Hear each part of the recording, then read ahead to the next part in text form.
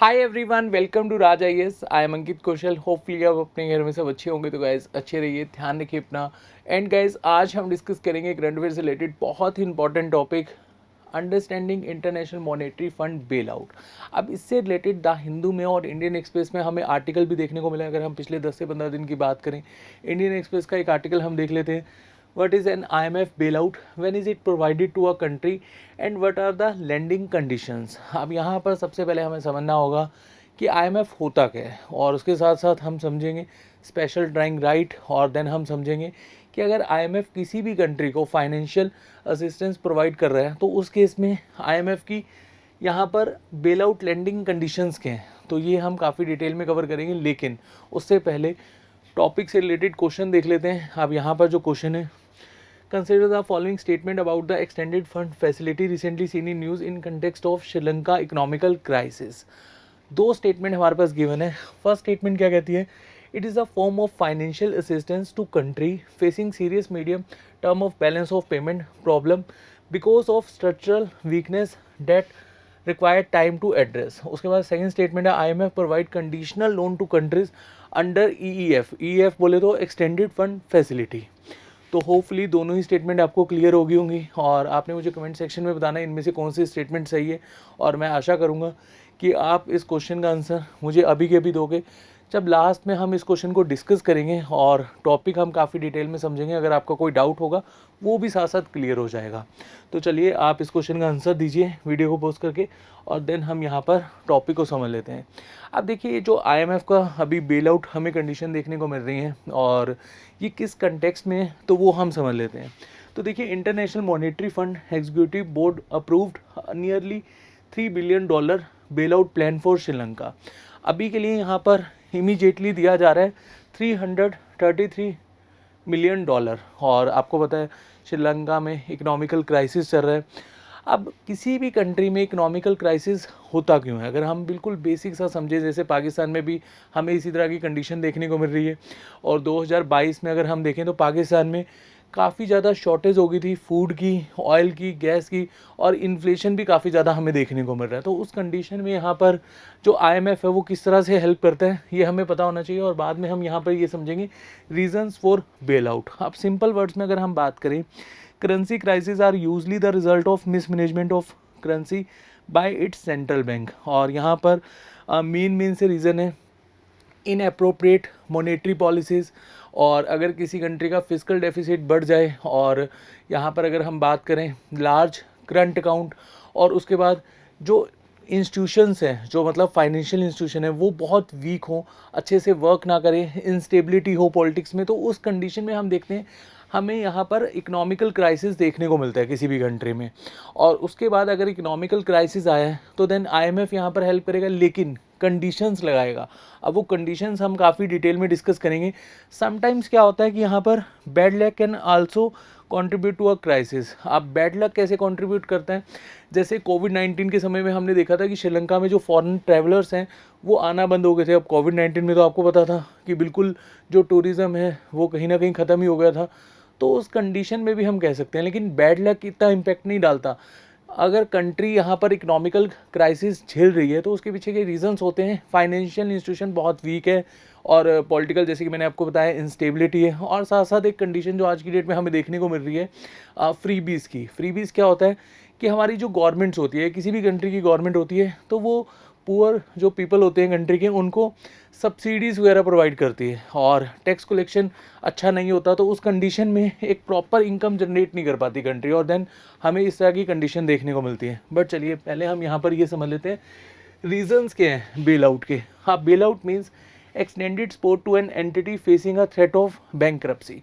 अब बैंकरप्सी से आप फैमिलियर होंगे, दिवालिया पिट जाना किसी भी देश के सेंट्रल बैंक का, तो उस कंडीशन में IMF यहाँ पर बेल आउट उस कंट्री को प्रोवाइड करता है। उसके बाद अगर हम बात करें to resolve macro economic risk. अब मैक्रो और माइक्रो दो वर्ड होते हैं इकोनॉमिक्स में, होपफुली आप यहाँ पर समझ पा रहे होंगे। माइक्रो का मतलब वो क्या होता है, इंडिविजुअल, और मैक्रो का मतलब क्या होता है, अब बिग पिक्चर, मतलब कंट्री अगर इकोनॉमिकल क्राइसिस से झेल रही है तो उस कंडीशन में यहाँ पर IMF हेल्प करेगा। देन यहाँ पर टू सॉल्व करेंसी क्राइसिस, अब किसी देश की करेंसी की हालत इतनी ख़राब हो जाए कि वहाँ पर अगर हमें 1 किलो टमाटर भी लाने पड़ रहे हैं तो उसके लिए हमें लाखों में पे करना पड़ रहा है। अब कुछ साल पहले जिम्बाब्वे में क्राइसिस देखने को मिला था। तो यहाँ पर जो करेंसी क्राइसिस होता है वो बहुत ही इंपॉर्टेंट रोल प्ले करता है किसी भी कंट्री की इकोनॉमिकल जो कंडीशन ख़राब होती है उस केस में। अगर हम बात करें टू मीट एक्सटर्नल डेप्ट ऑब्लिगेशन, अब इसको आप इस तरह से समझ सकते हो, मान लो कि मैंने किसी पर्सन से लोन लिया और उसका वो लोन मैं चुका नहीं पा रहा हूँ, तो उसके लिए मैंने किसी दूसरे पर्सन से लोन ले लिया। अब जिस पर्सन से मैंने लोन लिया था उसका चुकाने के लिए मैंने किसी तीसरे पर्सन से लोन ले लिया। तो इस तरह के जो ऑब्लिगेशंस लगते हैं तो वहाँ पर भी कहीं ना कहीं जो इकोनॉमिकल की हालात है वो ख़राब हो जाते हैं। और उसके बाद to buy essential imports and then to push the exchange value of their currency. अब जो लास्ट पॉइंट है exchange value of the currency, तो इसको हम किस तरह से समझ सकते हैं, जैसे 1991 में इंडिया के पास फॉरेक्स रिजर्व बिल्कुल ख़त्म हो गया था। फिर आपको पता है इंडिया ने भी अपनी जो इकोनॉमिकल कंडीशंस हैं उसको थोड़ा सा चेंज किया था, लिबरल किया था, LPG रिफॉर्म्स आपको याद आ रहे होंगे। तो यहाँ पर हमें ये ध्यान रखना है कि कंट्री के पास फॉरेक्स अच्छा खासा होना चाहिए। अगर आपको अपनी करेंसी की वैल्यू अच्छी बनाए रखनी है तो आपके पास फॉरेक्स होना चाहिए। जैसे इंडिया के पास आज की डेट में फॉरेक्स बहुत ज़्यादा है, तो इसी वजह से जो इंडियन करेंसी है उसकी वैल्यू भी बनी हुई है। फॉरेक्स ज़्यादा होगा तो डेफिनेटली हमारी करेंसी की वैल्यू भी अच्छी होगी। उसके बाद हम बात करें इंटरनेशनल मॉनेटरी फंड की। आप देखो बेसिक्स हमें पता ही है, ब्रेटन वुड्स कमेटी की रिकमेंडेशन थी। अब जब वर्ल्ड वार चल रहा था, वर्ल्ड वार सेकेंड की मैं बात कर रहा हूँ, तो उस टाइम हमें बहुत बड़ा इकोनॉमिकल क्राइसिस देखने को मिल रहा था। मतलब सभी कंट्रीज़ यहाँ पर जो मेजर कंट्रीज थी वो वॉर लड़ रही थी और वॉर के बाद ह्यूमैनिटेरियन इकोनॉमिकल क्राइसिस देखने को मिल रहा था। तो इन फ्यूचर के लिए इस तरह के क्राइसिस ना हो तो ब्रेटन वुड्स की रिकमेंडेशन से 3 ऑर्गेनाइजेशन बनी थी, IMF, वर्ल्ड बैंक और GATT को आज की डेट में हम WTO के नाम से जानते हैं, वर्ल्ड ट्रेड ऑर्गेनाइजेशन। अब वर्ल्ड बैंक और वर्ल्ड ट्रेड ऑर्गेनाइजेशन हम फिर कभी डिस्कस करेंगे, अभी के लिए टॉपिक है IMF। अब IMF का काम क्या होता है, अगर किसी भी कंट्री में इकोनॉमिकल क्राइसिस आ रहा है तो IMF हेल्प करेगा। यहाँ पर कोई भी पुअर कंट्री हो या कोई भी यहाँ पर डेवलप नेशन हो या डेवलपिंग नेशन हो तो उसकी हेल्प करेगा। अब यहाँ पर IMF के जो मैनेजिंग डायरेक्टर हैं और जो फर्स्ट डिप्टी मैनेजिंग डायरेक्टर हैं इनको आप देख सकते हैं, इंपॉर्टेंट नहीं है लेकिन जस्ट फॉर नॉलेज आपको पता होना चाहिए। वैसे मैं आपको थोड़ा सा बता देता हूँ बेसिक स्ट्रक्चर। मैनेजिंग डायरेक्टर और उसके बाद 24 डायरेक्टर्स एंड देन 190 जो कंट्री मेंबर्स हैं उनके या तो फाइनेंस मिनिस्टर होंगे या फिर सेंट्रल बैंक के गवर्नर होंगे। तो इस तरह से स्ट्रक्चर चलता है। अब 8 जो डायरेक्टर्स होते हैं वो 8 कंट्रीज़ की इकनॉमी को देखते हैं और जो 16 डायरेक्टर्स हैं वो 182 कंट्रीज़ की इकनॉमी को देखते हैं। 8 कंट्रीज़ यहाँ पर मेजर कंट्रीज़ हैं, जैसे USA होगी, है ना। तो इस तरह से आप यहाँ पर समझ सकते हैं, ज़्यादा डिटेल में हमें जाने की जरूरत नहीं, जस्ट मैंने आपको यहाँ पर बेसिक सा समझा दिया। अब जैसे कि मैंने आपको बताया था कि IMF का मेनली काम क्या है, इकोनॉमिकल क्राइसिस अगर किसी भी कंट्री में हो रही है तो वहाँ पर इकोनॉमिकल क्राइसिस की जो मेन प्रॉब्लम है उसको देखना और वहाँ पर रिफॉर्म्स करना कि किस तरह से वो इकोनॉमिकल क्राइसिस से, इकोनॉमिक डिप्रेशन से बाहर आ सकें। तो यहाँ इस डेफिनेशन के अकॉर्डिंगली हम समझ सकते हैं, the IMF work to foster global monetary cooperation, secure financial stability, facilitate international trade.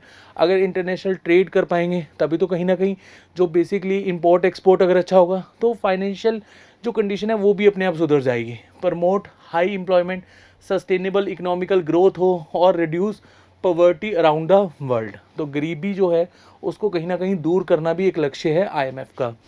Then उसके बाद अगर हम बात करें, अब उसके बाद फंक्शन समझ लेते हैं IMF के। एक्सचेंज रेट रेगुलेशन बहुत इंपॉर्टेंट है, तो यहीं से ही आपको क्लियर हो जाएगा IMF किस तरह से वर्क करता है। देन उसके बाद purchasing short term foreign currency liabilities of member nation and then third allotting special drawing right SDR। इसको हम काफ़ी डिटेल में डिस्कस करेंगे to member nation and most important to help the member economics in situation of any balance of payment crisis. तो hopefully आपको function समझ में आ गया होगा। उसके बाद अगर हम बात करें कि SDR होता क्या है, अब देखिए स्पेशल ड्राइंग राइट कोई ऐसा करेंसी नहीं है, ना ही IMF इसमें क्लेम करता कि स्पेशल ड्राइंग राइट कोई करेंसी है। ये एक तरह से इंटरनेशनल रिजर्व एसेट है जिसको आईएमएफ ने क्रिएट करा था, या फिर ये हमें देखने को मिला था 1969 में। अब उससे पहले आईएमएफ किस तरह से इकोनॉमिकल डिप्रेशन से किसी भी कंट्री को निकालता था, तो आप ऐसे समझ सकते हैं इजी वे में, डेप्रिसिएशन या डिवैल्यूएशन करके। अभी के लिए आईएमएफ ने क्या करा कि एक एसेट इंट्रोड्यूस करा 1969 में, जिसको हम स्पेशल ड्राइंग राइट के नाम से जानते हैं। अब स्पेशल ड्राइंग राइट ये बेसिकली कितनी करेंसी से मिलकर बना है। अब यहाँ पर हमें कन्फ्यूज़न क्या होती है कि 5 करेंसी से मिलकर बना है, तो यहाँ पर ये 5 जो करेंसी हैं यही बेसिकली अपना योगदान देंगे एसडीआर में, ऐसा नहीं है। तो पहले हम 5 करेंसी देख लेते हैं कौन कौन सी हैं। यूएस डॉलर, उसके बाद यूरो, जैपनीज़ येन, चाइनीज़ युआन जो 2016 में इसमें एड ऑन करी गई थी, और उसके बाद ब्रिटिश पाउंड। अब देखो हर कंट्री का कोटा होता है, 190 मेंबर्स हैं, तो सभी कंट्रीज इसमें योगदान देंगी, और किसी भी कंट्री में अगर इकोनॉमिकल क्राइसिस आएगा तो उस कंट्री को पैसा दे दिया जाएगा, लेकिन यहाँ पर लोन के तौर पे दे दिया जाएगा। ये भी बहुत ज़रूरी है समझना। अब एक कंडीशन है जो समझनी बहुत ज़रूरी है।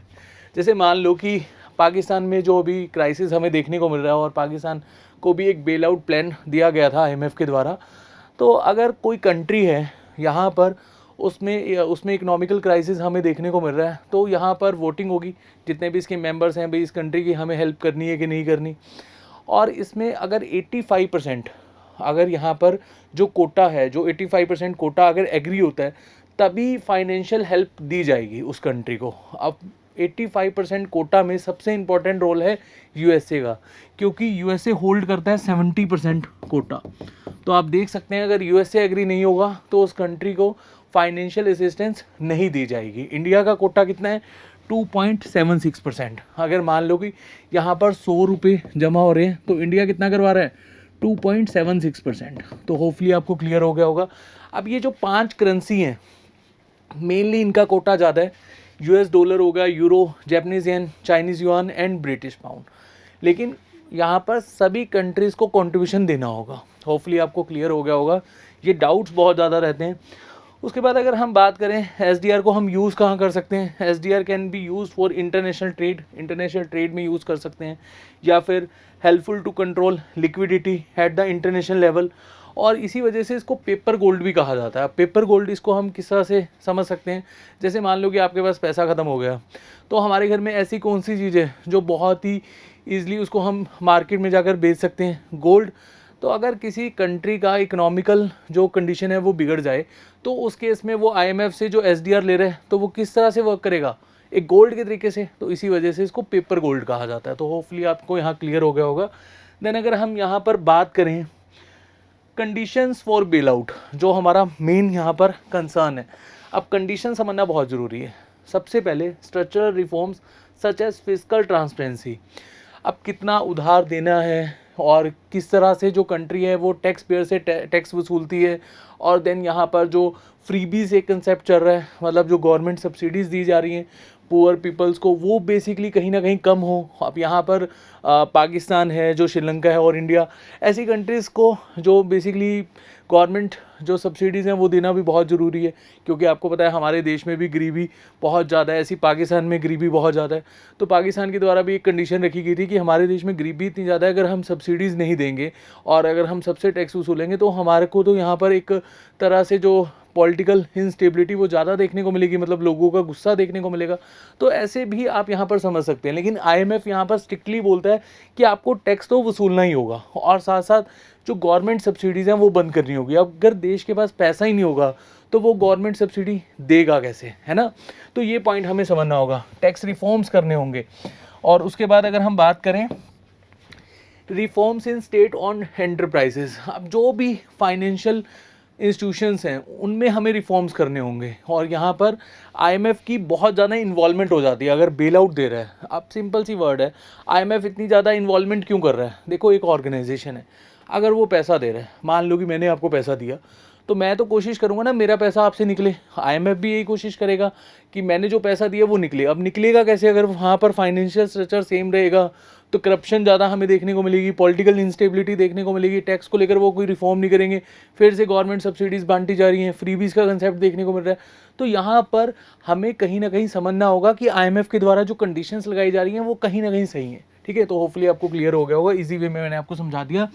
Reforms in macro economics variable like monetary policies, credit aggregates, international reserve, physical balance and external boring. तो होपफुली यहाँ पर जो कंडीशन थी वो आपको क्लियर हो गई होंगी। देन अगर हम बात करें where does IMF get its money, तो पैसा कहाँ से आता है IMF के पास, ये मैंने आपको बता दिया, मेनली कोटा है। और उसके बाद 3 तरह से पैसा आता है, एक मल्टीलेटरल, बायलेटरल, बोरिंग एग्रीमेंट, लेकिन मेन यहाँ पर कोटा है, जो सभी कंट्रीज़ का यहाँ पर कोटा रिजर्व रखा जाता है।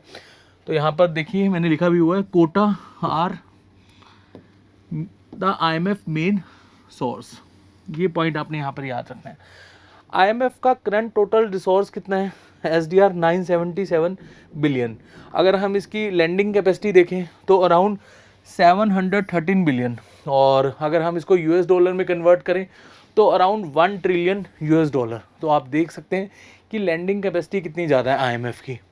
उसके बाद यहाँ पर जो basically how is an IMF bail out provide, अब ये तो हमने समझ लिया ना कि SDR 5 करेंसी से मिलकर बने, एक तरह से अगर हम सिंपल वर्ड में बात करें, US dollar, euro, Chinese yuan, Japanese yen and British pound. अब जो IMF के द्वारा यहाँ पर पैसा दिया जा रहा है, जो बेसिकली लोन दिया जा रहा है, वो 4 कंडीशन में दिया जाता है। और ये 4 कंडीशन कौन कौन सी हैं ये समझना हमारे लिए बहुत ज़रूरी है। तो सबसे पहले आपने यहाँ पर याद रखना है flexible credit line. Flexible credit line क्या होती है, मान लो कि कोई कंट्री की इकोनॉमी अभी के लिए सही चल रही है, लेकिन उनको ऐसा लगता है कि आने वाले टाइम में हमारी जो इकोनॉमी है वो वीक हो सकती है, तो बेटर पॉलिसीज़ बनाने के लिए वो IMF से लोन ले ले। तो इसको हम क्या बोलेंगे, फ्लेक्सिबल क्रेडिट लाइन। तो होपफुली आपको ये क्लियर हो गया होगा। उसके बाद प्रीकॉशनरी लैंडिंग, अब किसी कंट्री की जो इकोनॉमिक व्यवस्था है वो वीक हो गई, तो उसके लिए वो प्रीकॉशनरी लैंडिंग मतलब प्रीकॉशनरी लोन ले ले कि हमारी कंट्री की जो अभी इकोनॉमिकल हालत है वो वीक है, हम इससे ज़्यादा वीक नहीं होने दे सकते, तो अभी के लिए आप हमें लोन दे दीजिए। तो सेकंड कंडीशन आपको समझ में आ गई। उसके बाद है स्टैंड बाय अरेंजमेंट। अब कोई कंट्री है जहाँ पर हमें इकोनॉमिकल क्राइसिस देखने को मिल रहा है, लेकिन वो बहुत जल्दी रेस्क्यू कर सकते हैं, मतलब जो यहाँ पर इकोनॉमिकल डिप्रेशन आया है तो उससे बहुत जल्दी वो उभर सकते हैं, तो उसके लिए अगर वो लोन ले तो हम क्या बोलेंगे, स्टैंड बाय अरेंजमेंट। और फोर्थ एक्सटेंडेड फंड फैसिलिटी। अब यहाँ पर कंट्री की हालत इतनी ख़राब हो चुकी है, इकोनॉमिकल क्राइसिस इतना ज़्यादा यहाँ पर हमें देखने को मिल रहा है कि बहुत टाइम लगेगा इकोनॉमिकल सिचुएशन से, मतलब जो इस तरह के क्राइसिस से बाहर निकलने के लिए, तो उसको हम यहाँ पर किस कैटेगरी में डालेंगे, एक्सटेंडेड फंड फैसिलिटी। तो होपफुली ये चारों आपको जो टाइप के लोन है वो क्लियर हो गए होंगे। और उसके बाद आपको यहाँ याद रखना है, जो ये बेसिकली लोन प्रोवाइड करे जाते हैं लोन्स में, कैश में, बॉन्ड्स में और स्टॉक परचेसेस में। और देन उसके बाद हम क्वेश्चन देख लेते हैं जो हमने फर्स्टली डिस्कस किया था। देखो जो भी क्वेश्चन मैं आपको यहाँ पर करवाता हूँ आपने स्टार्टिंग में ही उसका आंसर देना है, एटलीस्ट आपका एक कॉन्फिडेंस लेवल भी बिल्टअप हो पाएगा कि आप क्वेश्चन को अगर आंसर कर रहे हैं, गलत भी कर रहे हैं, तो आप लास्ट तक समझ तो पाएंगे कि कहाँ पर हमारी गलती हो रही है। तो देखिए यहाँ पर दोनों ही स्टेटमेंट सही हैं, इतना तो हमने समझ लिया ना कि यहाँ पर हमें समझ में आ गया होगा कि कौन कौन सी स्टेटमेंट सही है, तो दोनों ही स्टेटमेंट सही हो जाएंगी। तो होपफुली जो आज हमने इतनी डिटेल में टॉपिक कवर करा वो आपको समझ में आ गया होगा। इनकेस अगर आपका कोई डाउट है प्लीज़ कमेंट सेक्शन में पोस्ट करेगा। नेक्स्ट सेशन में बहुत जल्द मिलेंगे, तब तक के लिए अपना ध्यान रखिए। Thank you so much.